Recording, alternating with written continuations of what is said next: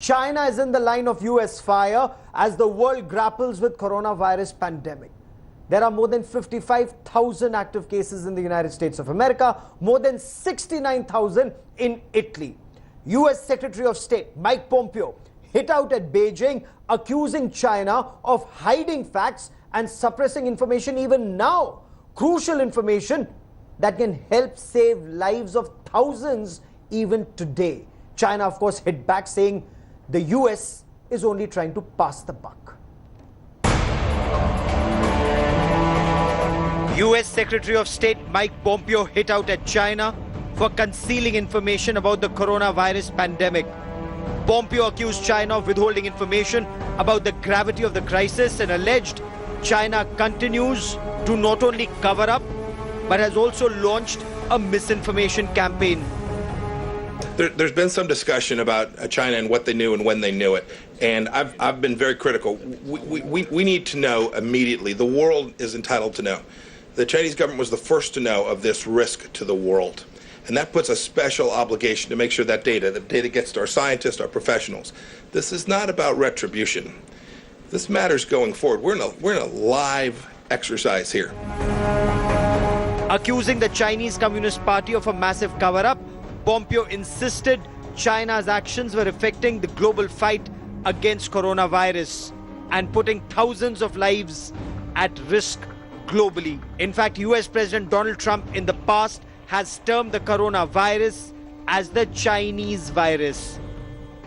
I would like to begin by announcing some important developments in our war against the Chinese virus. We'll be invoking the Defense Production Act just in case we need it. In other words, I think you all know what it is.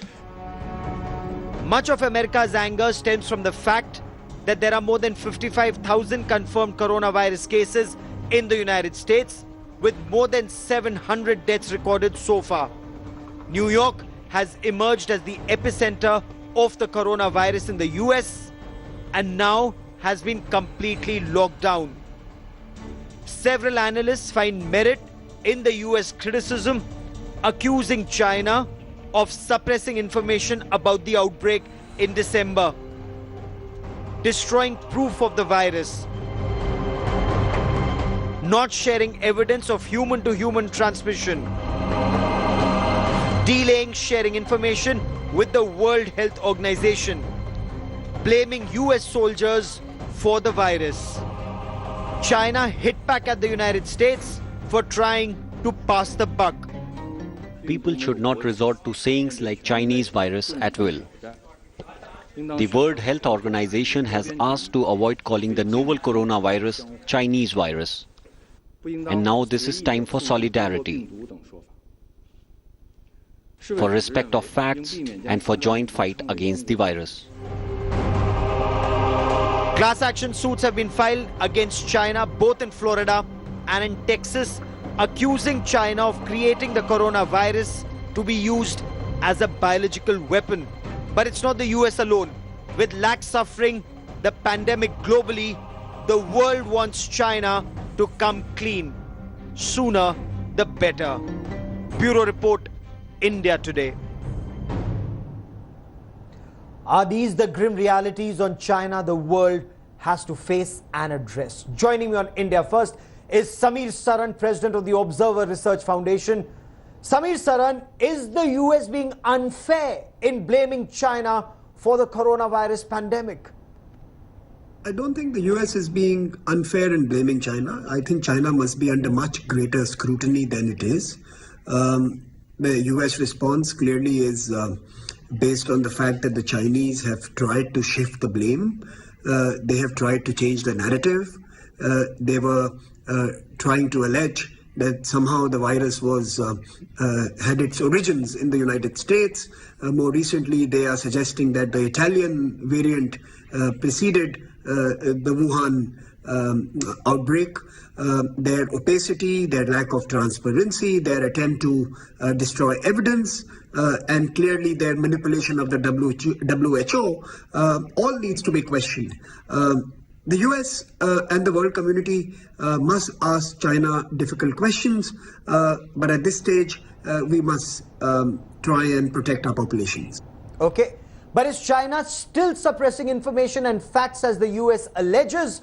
What information does the world still need from China to treat thousands of coronavirus patients globally? Is China suppressing facts? Of course it is. It has been extremely dubious in sharing information. It has been very determined in its attempt to destroy evidence. In Korea, we got to know who patient 31 was. We were able to trace patient 31's whereabouts, contacts and movements and understand the epidemic in that particular region. Who is patient 0? Do we know too much about the patient 0? If we don't know who patient 0 was, do we also know how the virus made the leap between the particular species and human beings? Lot of issues are clearly being pushed under the carpet. China has to be more forthcoming. We must demand answers. Okay, we must demand answers, you say. China, of course, blames the United States. China says US soldiers smuggled the virus into Wuhan. US calls this a misinformation campaign. As far as the rest of the world is concerned, will truth ever emerge? What we are seeing instead today by the Chinese is not necessarily an attempt to come clean, but they are unleashing their well-oiled propaganda machine. From their political class to the Politburo, to the party school, to the media, to their influence in key media organizations, the money power, the advertisement power that they wield over key public spaces, from institutions and universities to think tanks and international publications. We are seeing the Chinese trying to shift the narrative. Instead of coming clean, they are trying to change the story around the origins of this crisis. China is being projected as a savior, coming to the rescue of the world. China is being shown to be someone who has bought the world time. Rather than China owning up, coming clean and helping us respond to this outbreak, China is projecting itself as literally the savior. Some people, unfortunately, are buying it. We must resist this narrative. Oh, absolutely. The truth must emerge. But is it just China, Mr. Samir Saran, or does the blame also lie at the door of the World Health Organization? Did the WHO close its eyes to ground reality and perhaps lull the world? The WHO has not done itself any favors by its actions in the past few months. From January to the middle of February, everything they did was literally helping the Chinese government, the Communist Party of China, hide facts from the world. There's a cloud over this organization. And in this particular year, as UN begins to look at life beyond 75, key UN institutions seem to be discredited. WHO is certainly one of them. I think the world needs to come together and think if multilateralism can survive in this particular fashion. We must all debate post this crisis the role WHO played, and I'm telling you the results are going to be rather grim. Oh, absolutely. The situation even now is rather grim. Samir Saran, President of the Observer Research Foundation. For the moment, many thanks for joining me. India, of course, was monitoring the situation very, very closely. Prime Minister Narendra Modi ordered a nationwide lockdown. Today was day one of the 21-day nationwide lockdown, the biggest in history, with 1.3 billion people being asked to stay indoors to try and stem the spread of the coronavirus pandemic. Fortunately, today, unlike late last night, there wasn't much panic buying of essentials. Food, vegetables, shops were open. In most places, people followed the social distancing norms. First day of 3-week pan-India lockdown. People out for groceries and vegetables were the only ones out amid barricaded roads and sealed borders. There is a curfew announcement, there is a restriction, but at the Sabzi Mandi Ghanta Ghar at 8 a.m., the crowds are there. People are buying groceries, people are buying fruits, vegetables and puja samagri because Navratris are on. And you can see very few are actually wearing masks or even maintaining social distancing. People were seen practicing social distancing while shopping. We are at Delhi-Noida border and we can see the Delhi police has started taking strict action against those who are violating the rules. Also, apart from that, Delhi police is also checking everyone's iCard and those who are not connected to any essential services, like those who are not doctors, who are not medical practitioners, who are not from the police or security department or from media. Delhi police is taking strict action against those people.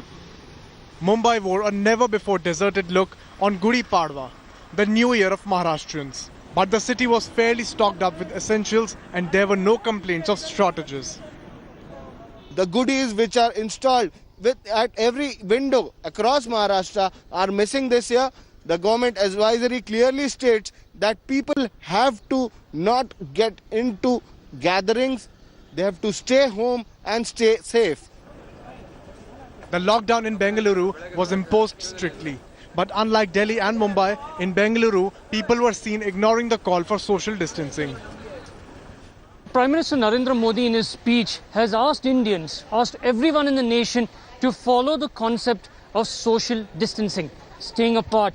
But right here at the supermarket, you can clearly see people at the counter, cash counter, no one following what is known as social distancing. In fact, you're supposed to stay at least a minimum of 1 to 2 meters apart from each other.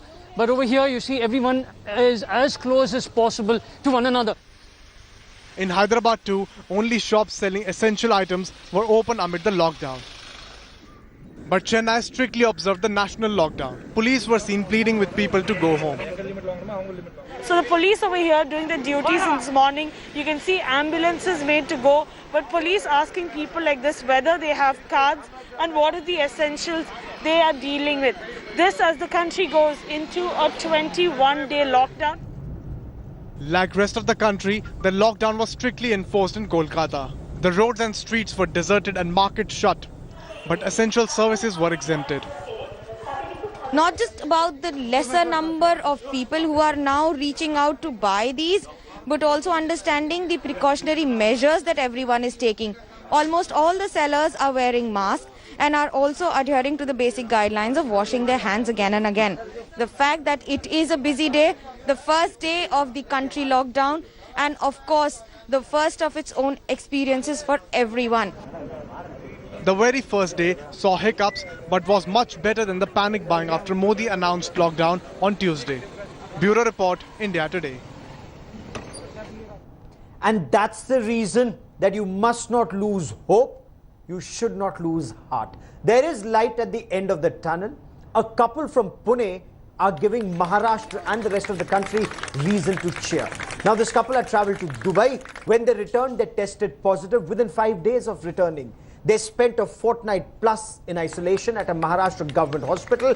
And today, take a look at these images as their entire residential society.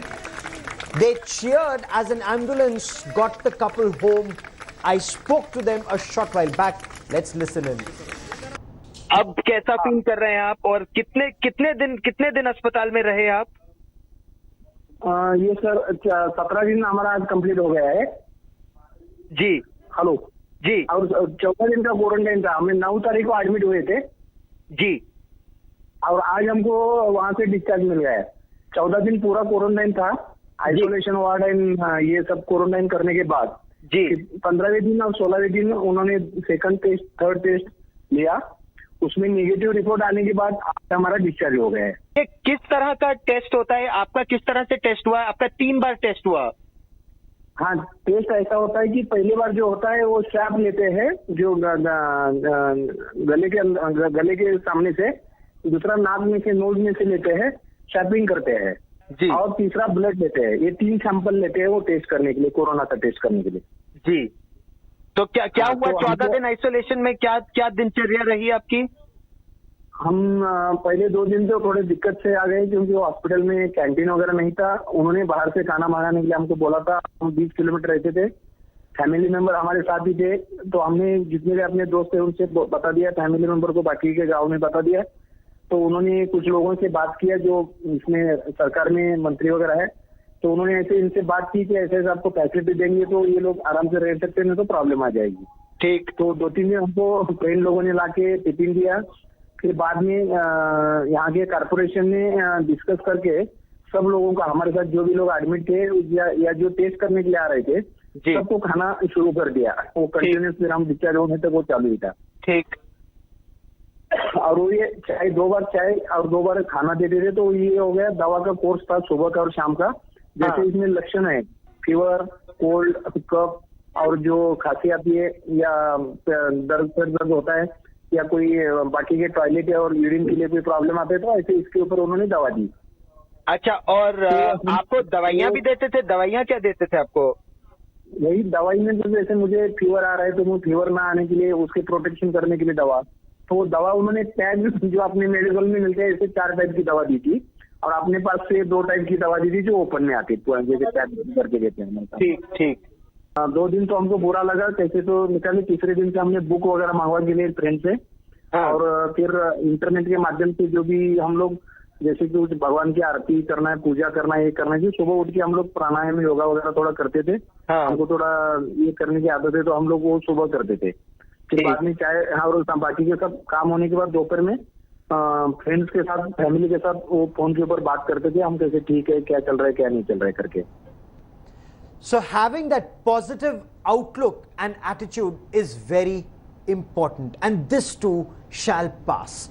As we all collectively battle COVID-19, there is one simple thing that all of us must do to defeat this virus. For you, it's extremely important. Stay at home, stay safe. Join us in this India Today campaign. Hello, I'm Dr. Mansi and I'm taking care of COVID-19 patients at Dr. RML Hospital. This pandemic has reached stage 2 and if no precautions taken, in no time it will reach stage 3. But we shall overcome this only if...